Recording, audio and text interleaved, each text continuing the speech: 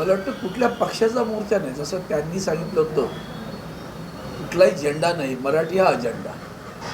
त्या मराठी अजेंड्यानंतर एखादी घटना घडली ती सुद्धा त्यांच्या समोरच्या माणसाच्या अरेरावीमुळे घडली, नपेक्षा घडली नसती. पण ती घडल्यानंतर ज्या पद्धतीनं मराठी माणसाचं उच्चाटनच करायचं जो काही सत्ताधारी पक्षानं डाव मांडला आहे. कारण काल खासदार निशिकांत दुबेंचं वाक्य तुम्ही ऐकलं असेल, रात्री 3-3:30 वाजता कार्यकर्त्यांना घरी जाऊन अटक करता. इथं आणीबाणी जाईना कसली, संविधानाची हत्या दिन साजरा केला बरं का. भारतीय जनता पार्टी रोज संविधानाची हत्या करते, रोज. मी अतिशय जबाबदारी रोज हत्या करतो. एकच महाराष्ट्रातील जनतेसाठीच विचारतो, गेल्या 3 वर्षात महाराष्ट्रात एकही नगरपालिका, महानगरपालिका, जिल्हा परिषदेची निवडणूक झाली नाही. ही संविधानाचं सन्मान की संविधानाची हत्या की संविधानाचा अवमान, एवढं एकच जरी लक्षात घेतलं तर कळेल. लोकशाहीच्या मुळावर येणारी लोक आहेत ती. त्यांना वेगळंच, म्हणजे उदाहरणार्थ पहलगाम कसं विसरवायचं हा त्यांचा मूळ अजेंडा असतो. अजेंडा काय की तुम्ही पहलगाममधनं बाहेर या. पहलगामचे मारेकरी मिळत नाहीत आजही, लाज वाटली पाहिजे. पुलवामाचं तेच आहे ना अजूनही, पुलवामाचं कुठे आहे. आणि तुम्ही आपल्या माध्यमातून सातत्यानं हे अशा बातम्या दिवसभर दाखवत राहणार का, तर त्याच्यातून सुद्धा त्यांना एक नॅरेटिव्ह सेट करायचं आहे. हिंदी मराठी, महाराष्ट्रानं हिंदीला कधी विरोध नाही केला बरं का. महाराष्ट्रात कधीही तू हिंदू बोलतोय, हिंदी बोलतोस म्हणून कोणी कोणाला मारलं नाही. महाराष्ट्रात आणि मुंबई राजधानीत हिंदी सिनेमाची सगळी बॉलिवूड याला म्हणतात ते तिथं आहे. ते संपन्न झालं, प्रगत झालं मुंबईत, महाराष्ट्रात. महाराष्ट्रातल्या कुठल्याही गाव खेड्यातल्या माणसांनी पण कोणाला मारला नाही. मग कशासाठी करताय हा डांगोपिटा. तुम्हाला सगळ्यांना एक आठवण करून देतो.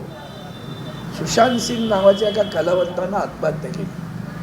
कलावंत होता, त्याची आत्महत्या झाली, पोलिसांच्या चौकशी सगळं निष्पन्न झालं. बिहारच्या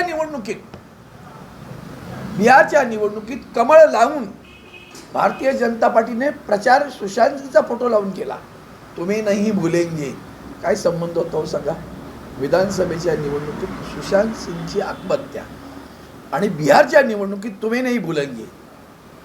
कळत नाही का आपल्याला अजूनही. आता स्वतः तेच चालू आहे. हे सगळं बिहारच्या निवडणुकीसाठी सुरू आहे. आणि मग तिथे त्याचं पोलरायझेशन ज्याला म्हणतो, ते ध्रुवीकरण कसं करावं, त्याचा हा सगळा त्यांचा ते कपटकारस्थानी लोकांची टीम आहे त्यांच्याकडे. ते नावानिशी करत नाहीत बरं का. तुम्ही समाज माध्यमांवर जा, सोशल मीडिया त्याच्यावर जा, बिन नावाचे असतात सगळे, बापत नसतो त्यांचा. बाकड्या तिकड्या घाणेरड्या टीका करणारी माणसं सतत चालू असतं ट्रोलिंग. पैसे देऊन ट्रोलिंगसाठी बसवलेली टीम आहे. महाराष्ट्र विकला जातोय असं त्यांना वाटतं. काल दुबे काय म्हणाला, हेच तर शिवसेना उद्धव बाळासाहेब ठाकरे पक्ष म्हणतोय ना, महाराष्ट्रातलं उद्योग गेले. दुबे काय म्हणाला, तुमच्याकडे काय आहे, तुमच्याकडे एकतरी उद्योग आहे का. सेमीकंडक्टर पण गुजरातला गेलं. Institute of financial services centre IFSC गुजरातला गेलं. सगळे उद्योग गुजरातला नेले. तुमच्याकडे काय आहे कोणी विचारलं, झारखंडच्या खासदारांनी मराठी माणसाला विचारलं बरं का. आमच्या पैशावर जगताय हा माज भारतीय जनता पक्षाचा खासदाराला आला कुठून. चिड येत नाही मराठी माणसाला. लाचार बसलेत त्या भारतीय जनता पार्टीत सगळे लोक. ती लाचारांची फौज आहे आणि त्या लाचारांनी महाराष्ट्राला अवमानित करण्याचं, म्हणजे क्षणाक्षणाला महाराष्ट्राला अवमानित करतात आणि प्रत्येक दिवशी या देशाच्या लोकशाहीची हत्या करतात. म्हणून याचा निषेध करताना काल सुद्धा जी घटना घडली, ती काय घटना तिथे घडली, मोर्चा काढू देणार नाही, त्यांना मोर्चा काढू देता. ही लोकशाही. रात्री जाऊन पहाटे अटक करता, ही लोकशाही. मराठी माणसा आता तरी जागा हो बरं का. तुम्ही कोकणात असाल पण कुणाला जात होतं ते तेवढं लक्षात ठेवा. लाचारांची फौज कोकणाने उभी नाही करता कामा. उभ्या देशात काँग्रेस भरघोस मताने जिंकत होती. एकमेव कोकण होतं तिथं फक्त एकच खासदार विरोधी पक्षाचा आला होता. 48 पैकी 47 खासदार काँग्रेसची निवडून आले होते. ही अशी कोकणाची भूमी होती. ही स्वाभिमानींची भूमी होती. त्या भूमीमध्ये बॅरिस्टर नाथपै होते. त्या भूमीमध्ये मधु दंडवते होते. आता कोण आहेत तुम्ही विचार करा. भाई, मराठी माणसाच्या मोर्चाला महाराष्ट्रामध्ये परवानगी मिळत नाही असा मनसेचा आरोप आहे. कसं बघा? मला वाटतं आता मी त्याच्यावर बोललो की परवानगी कशाला, म्हणजे मुळात कशासाठी मोर्चा आहे, मराठी भाषेच्या संदर्भात आहे ना. मग त्याला विरोध करत सगळे एकवटतात आणि आम्ही जातीपातीत विखुरलेली मराठा, ब्राह्मण, ओबीसी, धनगर, आदिवासी हेच तर त्यांना हवं आहे. हे अजूनही आम्हाला कळत नाही. एक आठवण करून सांगतो कसं करतात ते. आदरणीय उद्धवजी ठाकरे साहेब राज्याचे मुख्यमंत्री होते तेव्हा एस.टी. महामंडळाचं आंदोलन झालं. ते एस.टीच्या कर्मचाऱ्यांना आता कुठे मिळाली असेल बुद्धी तर बघू दे जरा. मी स्वतः तेव्हा अनेक मेसेजेस दिलेत त्यांना. काय म्हणत होते, एस.टी. महामंडळाचं विलिनीकरण करा. खोत, पडाळकर, सदावर्ते, द ग्रेट, मूर्ख लोकांची टीम. ही 3 माकडं आहेत ना, तशी होती ती. नात सगळ्या उभ्या महाराष्ट्रात नाचले. भारतीय जनता पार्टीचा आमदार प्रत्येक जिल्ह्यातील आमदार जाऊन एसटीचे डेपो बंद करत होता.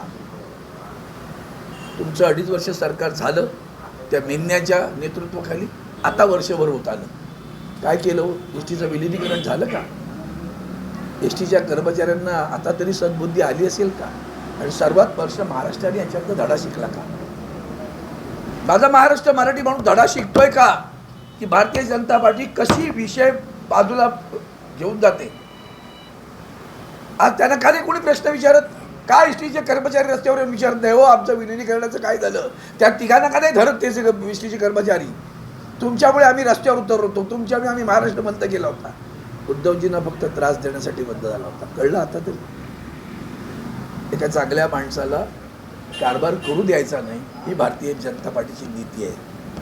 नीतीने अनीती आहे, कपटी नीती आहे. महाराष्ट्राच्या मुळावर येणारी माणसं आहे ती लक्षात ठेवा. अजूनही आपल्याला कळत नाही.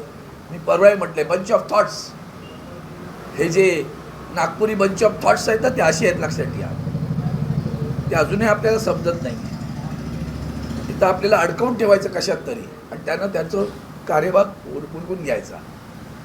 हे आपण सगळ्यांनी ओळखलं पाहिजे वेळीच असं मला वाटतं. भाई, शशिकांत दुबे म्हणजे ते खासदार आहे भाजपचे. शशिकांत दुबे असं त्यांनी काल वक्तव्य केलं होतं की ठाकरे बंधू हे दोन्ही आमच्या पैशावरती जगतात. मराठी माणूस जगतो असं बोलले ते. तुम्ही लोक का तुम्ही हे केलंय का, कॉन्ट्रॅक्ट घेतलंय का नॅरेटिव्ह सेट करायचं? भाजपचा नॅरेटिव्ह सेट करताय तुम्ही. कळलं तुम्हाला? नका करू. मराठी हक्का महाराष्ट्राचा अवमान आहे तो. आमच्या पैशावर जगताय असं ते म्हणाले महाराष्ट्राला. हेच आहे ना तुमचं. यालाच म्हणतात नॅरेटिव्ह सेट करणं. आता ह्यांनी कसं केलं बघा. प्रश्न कसा विचारला, बाजूला न्यायचंय. अख्ख्या महाराष्ट्राचा अपमान झाला ते नाही, बाजूला न्यायचा विषय. कळलं तुम्हाला? म्हणजे पुन्हा भाजप वेगळी. अरे पण तू भाजपचा खासदार आहे. विचारा ना महाराष्ट्राच्या मुख्यमंत्र्याला, तुलाही मान्य आहे का? विचार त्या लाचार मिंध्यांना आणि सगळ्यांना विचारा ना. शशिकांत दुबे जे बोलले ते तुम्हाला लागलं की नाही लागलं? त्या लाचार असेच बूट चाटत राहणार तुम्ही केंद्राची. हिंमत होती त्यांची इथं अशी बोलण्याची महाराष्ट्राच्या बद्दल. असला महाराष्ट्र कधीच नव्हता हो. 106 होतात त्यांनी प्राण अर्पण करून महाराष्ट्र निर्माण केलाय. त्यांच्यावर गुळणी फेकतो तो. आम्ही शंडासारखे इथून डायव्हर्ट ताबडतो. कशासाठी कशासाठी डायव्हर्ट करता विषय? विषय महाराष्ट्राचा आहे, विषय मराठी माणसाचा आहे, महाराष्ट्राच्या अस्मितेचा आहे. तुमच्याकडे काय आहे त्या दोघांनाही विचारलं त्यांनी. महाराष्ट्रात तुमच्याकडे कोणते उद्योग आहेत विचारलं. माझ्याकडे खाणी आहेत, तुमच्याकडे काय आहे?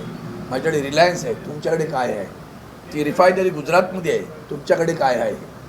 विचारलं ना.